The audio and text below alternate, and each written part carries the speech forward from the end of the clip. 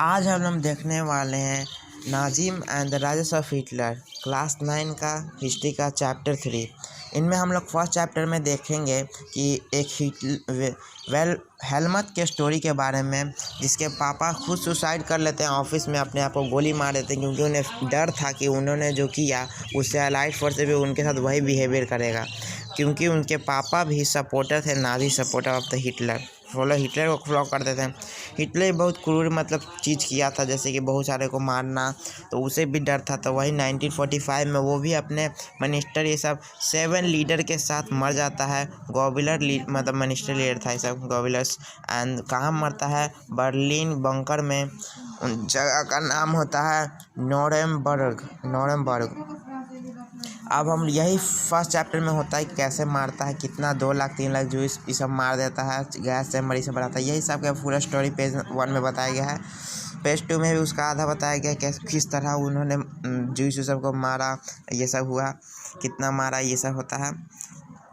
हम सब second page में देखेंगे कि कैसे वीमर रिपब्लिक जन्म लिया, कैसे निकला। पहले 1914 टू 1918 में जब वर्ल्ड वॉर 1 जर्मनी हारा, किसके खिलाफ? अलाइड फोर्सेस से। इसमें अलाइड फोर्सेस में कौन कौन थे? इसमें थे इंग्लैंड, फ्रांस, रसिया और जापान भी 1970 बाद आया था। और कैसे हारा? जर्मनी जीत जाता पर यूएसए भी बीच में आ जाता है 1970 में। जब डीपली वर्ल्ड वॉर 1 के बारे में हम वीडियो डालेंगे, उसमें बताएंगे वर्ल्ड वॉर में क्या हुआ था डीपली, जो यूएसए को आना ही पड़ा।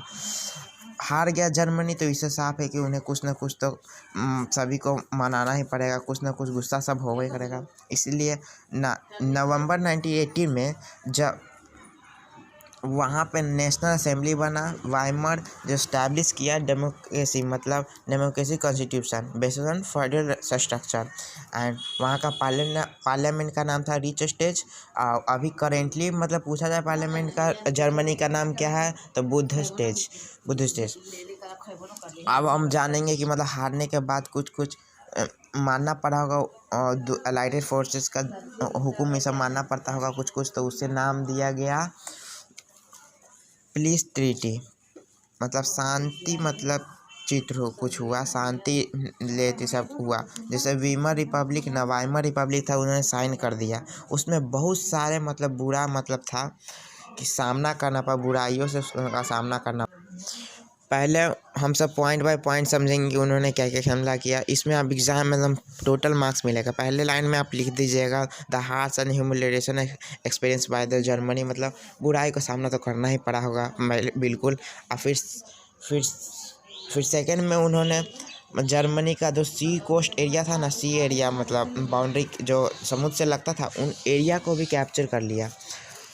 उनसे उनका 1/10 पॉपुलेशन घट गया, लूज हो गया जर्मनी का। और उनका जो रिसोर्स जहाँ से निकलता था ना, वहाँ भी उन्होंने कब्जा कर लिया। और उन पर कॉम्पनसेशन चार्ज किया 6 मिलियन। इन सभी को, सब आदमी ये सब वीमर रिपब्लिक को ही दोषी मानते थे, क्योंकि उन्होंने प्रीसी ऑफ ट्रीटी साइन किया वर्साइल में। अब चलते हैं वॉर के लिए भी। अब वही थर्ड पेज में देखते हैं 1.1 में। इनमें बताया गया कि वॉर के कौन सा कारण था। तब पहले मेन बात एक वॉर के कारण हो गया कि पहले वाइमर रिपब्लिक से कोई नहीं खुश था। फिर फिजिकली फाइनेंशियली डाउन हो गया फिर यूरोप, और सभी डेबिट सब हार गया, पैसा उससे कमी हो गया, उससे कंपनसेशन भी चार्ज करना था। और इसी बीच जो सपोर्टर थे Weimar Republic, socialist, constitutional Democrat कोई भी थे, उन्हें नवंबर क्रिमिनल कहा गया, क्योंकि वो सब थे कंजर्वेटिव नेशनलिस्ट सर्कल में आते थे। इसी बीच 1930 का डेवलप्ड हो गया था, वापस जितना था ना वो डेवलप्ड हो गया। इसी पेज में हमें जानना है कि कितने आदमी डेवलप्ड हो गए थे। 1913 तक ना वो develop. Effect of the war में ये भी बताया गया है कि इस समय ना सभी अब मिलिट्री सबको ज़्यादा सपोर्ट मिलने लगा। सभी लोग ऐसे आदमी को चाहने लगे जो एग्रेसिव थे, मोस्टाइल था, ताकतवर थे, मस्कुलर, लीन थे, स्ट्रांग थे, ये सब। और वो लोग अपने आप को ऐसा दिखाने लगे कि वो लोग ना गोल्डरीफे ट्रैच लाइफ जी रहे हैं। जो बॉर्डर के बॉर्डर के पास जो गड्ढे में जो सिपाही रहते हैं ना है उसी में रहते हैं, उन्हीं पर से तैनाती करते हैं, देखते हैं, संभालते हैं बॉर्डर को कि कोई गलती ना हो, उसी को मतलब एक्सेप्ट करने लगे कि हम सब का जीवन यही है। इसी के बीच सब सपोर्ट करने लगे कंजर्वेटिव मतलब डिक्टेटरशिप, कंजर्वेटिव जो ऊपर में हम सब समझे थे ना नवंबर के महीना, सबको कनेक्ट कीजिए, कनेक्ट हम बोल के आपको कनेक्ट करवा रहे हैं शॉर्ट में, आप सिर्फ सुनिए हेडफोन का यूज़ करके, सब रिवीजन हो जाएगा। अब हम थर्ड पेज में जाते, फोर्थ पेज में जाते हैं जो 1.2 अगले पेज में है। इसमें है ना दो चीज़ होता है।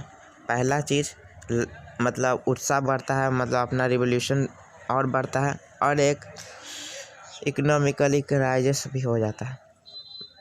पहली बात कि इसमें राइजेस होता है किसका, स्पार्टिसेस लेगर्सी, मतलब एक पार्टी होता है, मतलब अपना रिवोल्यूशन मतलब पार्टी बना, मतलब बहुत निकलता है पार्टी रेवोल्यूशन करने के लिए, और इसी को रोकने के लिए Weimar Republic free crops book में लिखा होगा, फ्री क्रॉप मतलब वही होता है बचा हुआ सैनिक जो लड़ाई में बच गया था, वो लोग भेजता है शांत करने के लिए, इससे और भी लड़ाई उत्पन्न हो जाता है। दोनों ही चाहते थे पर दोनों ही लड़ते हैं, मतलब जो स्पार्टिसिस था ना वो अपना नाम कर दिया कौन सी थी कम्युनिस्ट पार्टी, उन दोनों वाइमर इधर लड़ते हैं। इसी बीच तीसरे का फ़ायदा होता है कि इनका हिटलर का, हिटलर मतलब पावर में हल्का आने की कोशिश करता है, उनका एकदम सेम रहता है कि इसका मतलब मिलता है। इसी 1923 में ही, पॉइंट नोट कीजिएगा, 1923 में ही 1923 में ही मतलब रिफ्यूज कर देता है पेमेंट, मतलब कॉन्वर्सेशन जो पे करता है हर साल उसको रिफ्यूज कर देता है कि अब हम नहीं करेंगे एलाइड फोर्सेस को, और मतलब रेडिकली ना छापने लगता है प्रिंटेड नोट, जिससे ना उसका ना करेंसी का वैल्यू एकदम डाउन हो जाता है, करेंसी का वैल्यू नीचे गिरेगा। इससे क्या हुआ ना कि कुछ भी ब्रेड लेने के लिए ना बहुत सारा पैसे का जरूरत पड़ने लगा ले जाने के लाने के लिए, इसीलिए इसी क्राइसिस को कहा गया मतलब हाइपरइन्फ्लेशन। ये जो नोट का जो वैल्यू गिरा ना उसी क्राइसिस को कहने मतलब कह सकते हैं, बुक में पॉइंट दिया होगा, एग्जाम में कोई पूछा जाता है हाइपरइन्फ्लेशन, हाइपरइन्फ्लेशन मतलब कहा गया है, बुक में दिया हुआ है। और इसी में ना अमेरिका ही मदद करता है, ड्वार प्लान लाता है। अब हम अगले पेज में देखेंगे कि ईयर ऑफ डिप्रेशन में कैसे अमेरिका मदद करता है और उस पर क्या होता है।